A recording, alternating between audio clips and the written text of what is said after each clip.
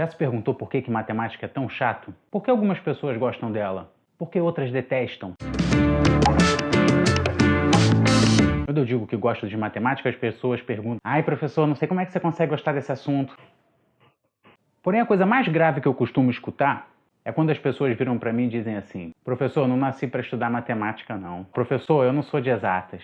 Esse é o maior mito que você pode acreditar. O mito do gênio. E pior, o mito do gênio natural. É curioso como é que algumas pessoas têm vaidade em relação à matemática. Uma vaidade muito ruim. Vira e mexe, você escuta as pessoas se orgulhando de dizer que não gostam de matemática. Ah, não, isso não serve para mim, não. Ah, não, eu não sei fazer essas contas, eu não sei fazer isso, não serve para nada. É curioso porque você não escuta as pessoas dizendo: ah, eu escrevo errado mesmo, eu não tô nem aí. Escrevo chuva com X. Mas é engraçado como as pessoas não sentem orgulho nessas situações. Bom, recentemente tem aparecido pessoas com orgulho de certos absurdos, como achar que a Terra é plana, ou que o homem não foi à Lua. Mas não é comum as pessoas se orgulharem, não deveria ser comum as pessoas se orgulharem de não saber alguma coisa. Mas por que isso acontece com a matemática? Porque é tão comum ouvir as pessoas dizerem: ah, eu sou burro para matemática, ah, eu não nasci para isso. Primeiramente, um mito que a gente precisa derrubar. Que mito é esse? O mito do gênio. O mito do gênio aparece em diversas situações. É comum imaginar aquele pintor maluco, ou o matemático maluco, ou o cientista maluco, ou o filósofo maluco. Parece que todo mundo que sabe alguma coisa tem que ficar maluco para poder ser bom nisso. E, inclusive, muitos pintores reclamam do fato de que se um pintor não se fizer de maluco, ele ganha menos dinheiro.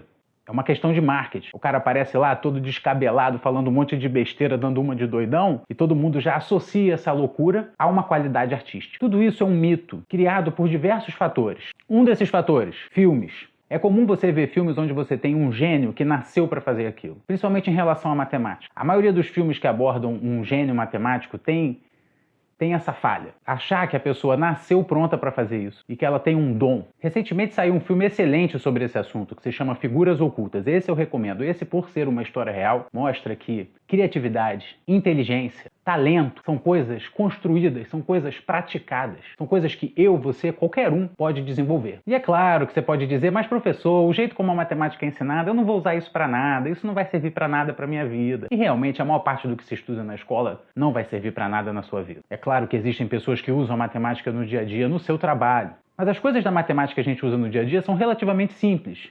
E pelo fato da educação não focar nessas coisas simples e necessárias, acaba que muitas vezes nem isso as pessoas sabem. Outro motivo para esse mito ganhar força é o mito do gênio infantil. Todo mundo sabe que Mozart já era uma criança prodígio na música. Mas por trás disso você tinha um pai muito dedicado. E sempre que você tem um gênio infantil, por trás disso você tem a família dando apoio, você tem horas e mais horas de prática contínua, a criança não faz outra coisa, a criança quer. Você tem uma vontade imensa de fazer da própria criança. Isso, associado com uma exposição prematura, ou seja, a criança fica muito boa numa coisa muito cedo, mas isso é por conta da prática. Muitos desses gênios infantis foram apoiados pelos pais, foram projetos de seus pais. Nós temos atualmente 2 exemplos disso aqui no Brasil. Um é o Neymar e o outro é o Medina, que tem pais que são muito mais do que pais, são verdadeiros treinadores, empresários. Essas crianças são projetos que deram certo e isso é muito bom. Antes nós tivéssemos mais pais que fizessem coisas desse tipo. E é claro, como eu disse, é porque essas crianças queriam muito. É porque o Neymar gostava muito de jogar bola e o Medina gostava muito de surfar. E temos o exemplo do Mike Tyson, que apesar de ter crescido sem pais, eu acho até que o Mike Tyson era órfão, apesar disso tudo ele teve um tutor, um treinador, e o Mike Tyson virou um projeto desse treinador em Nova York e acabou se tornando um excelente lutador. E se você for olhar, não é porque o Mike Tyson nasceu para lutar não, mas é porque ele tinha prática de brigar na rua. Em bairros de Nova York. A gente sempre vai poder se perguntar se o Mozart tivesse nascido no lugar do Mike Tyson em Nova York e o Mike Tyson tivesse nascido na Europa, se um poderia ter sido o grande compositor que foi, o outro o grande lutador que foi. Nós nunca vamos saber. Algumas pessoas vão dizer que tem uma genética por trás disso, que a genética é responsável por isso. Outros vão dizer que não, que é o ambiente, que o ambiente é que forma o cidadão. Hoje em dia a ciência já chegou à conclusão de que na verdade é um pouco das duas coisas. É genética e environment. Genética mais ambiente. Isso determina as capacidades, as aptidões de uma pessoa. Existem estudos com ratinhos onde você seleciona geneticamente ratinhos muito inteligentes, os mais inteligentes, e você vai criando eles para que eles sejam muito inteligentes. E você cria outros ratinhos para que não sejam tão inteligentes assim. E você troca esse ambiente. Você pega ratinhos dessas gerações não inteligentes e coloca para serem criados no ambiente dos ratinhos inteligentes, com várias cores, com vários caminhos, labirintos e desafios. E muitas das vezes os ratinhos geneticamente mais burros acabam se adaptando e se tornando tão bons quanto os ratinhos inteligentes. Então, genética, ela existe, mas ela não funciona sozinha. Assim como a interação do ambiente. Existem pessoas que têm uma maior aptidão para as coisas, mas essas pessoas não vão se tornar gênios naquele assunto só por terem uma certa aptidão. É preciso muito trabalho, muito treinamento e muito estudo. Então, apesar da gente nunca poder saber se Mike Tyson seria um grande compositor ou se Mozart seria o soco mais rápido de Nova York, nós podemos saber que você não pode usar o fato de não ter nascido e não ter o dom da matemática para não aprender. Outras coisas prejudicam mais.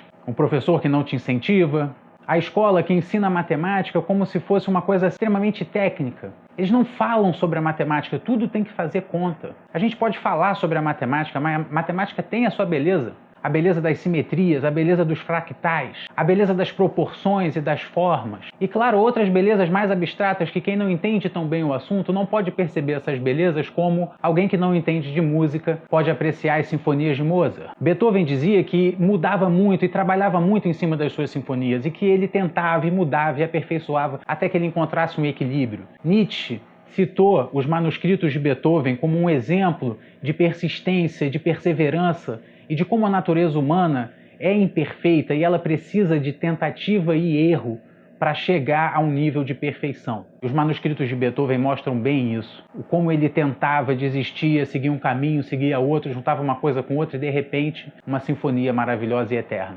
Einstein dizia coisas parecidas. Einstein dizia assim: eu penso 99 vezes e não encontro uma resposta. Eis que na 100ª vez eu paro de pensar e eis que a resposta surge em minha mente. Então nunca deixe que digam para você que você não é bom em certo assunto. Nunca se deixe acreditar que você não precisa saber ou que você não tem condições, que o destino te impediu de aprender alguma coisa. Procure se interessar por outros formatos. Procure um formato de conhecimento que lhe agrade. Bom, a maior prova disso eu posso dizer sou eu. Desenvolver uma voz melhor, desenvolver uma presença de palco melhor.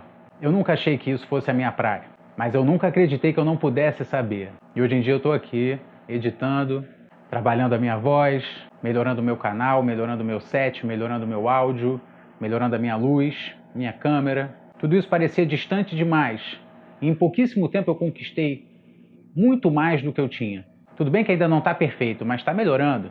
E para isso eu tenho muito que agradecer ao Whindersson Nunes e sua equipe. E bastou ler, estudar, aprender, testar, tentar, melhorar. E a gente está sempre melhorando, eu estou sempre olhando e achando uma merda. Mas pode ficar melhor.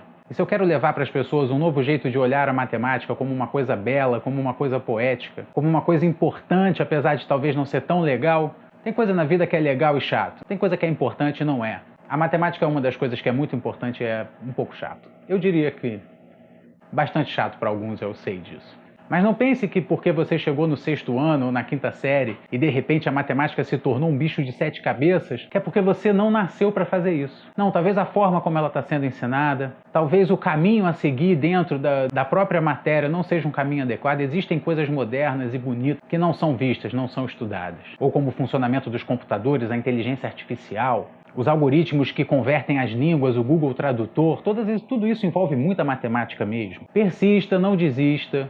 Para nada, nenhum conhecimento é impossível de ser adquirido. Não é como no filme do Matrix, que você bota um chip e de repente você sabe lutar todas as artes marciais e conhece todas as teorias do mundo. Mas com perseverança e persistência você pode ir atrás, pode estudar, pode procurar ler, que você vai aprender, eu tenho certeza que você vai aprender. Vamos ver se agora funciona, né?